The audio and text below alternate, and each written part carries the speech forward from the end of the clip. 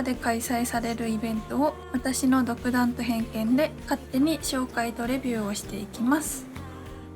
今日紹介するのは海辺の映画館ベイサイドシアターです。これは2日間だけの開催になるんですけど、ベイサイドプレイス博多で7月30日土曜日と8月20日土曜日に野外の特設スペースで映画を鑑賞できるイベントです。1970年から80年代に大ヒットを記録した映画が上映されるんですけど、今回は7月30日土曜日がジョーズです。1975年の映画ですね。で、20日の土曜日が E.T.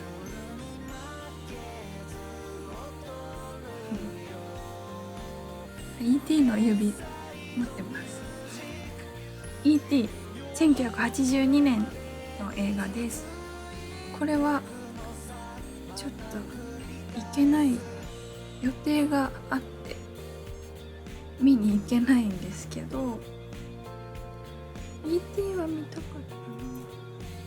ジョーズはちょっと怖いので心臓が痛くなるんで見ないです。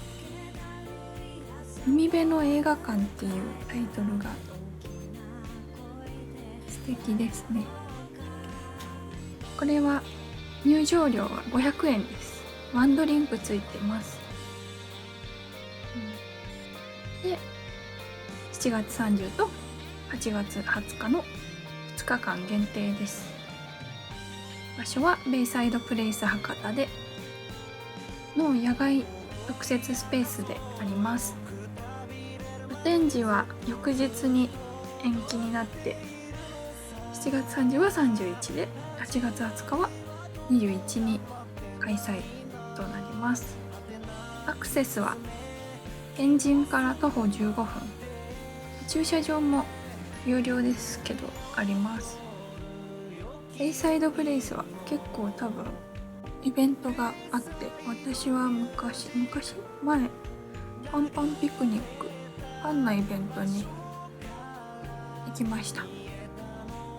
これは映画がもう2個で決まってるんですけど、でも海辺で外で見れるっていうのは一回味わってみたいなって私は思うイベントです。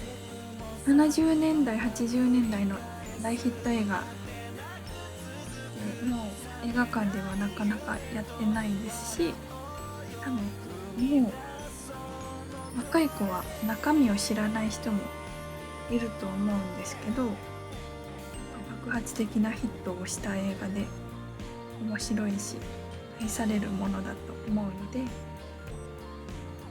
懐かしいなって思う年代の方も知らない年代の方もこの機会に大きなスクリーンで、やっぱりレンタルでちっちゃいお家で見るのとは違うと思うので、ぜひ足を運んでみてください。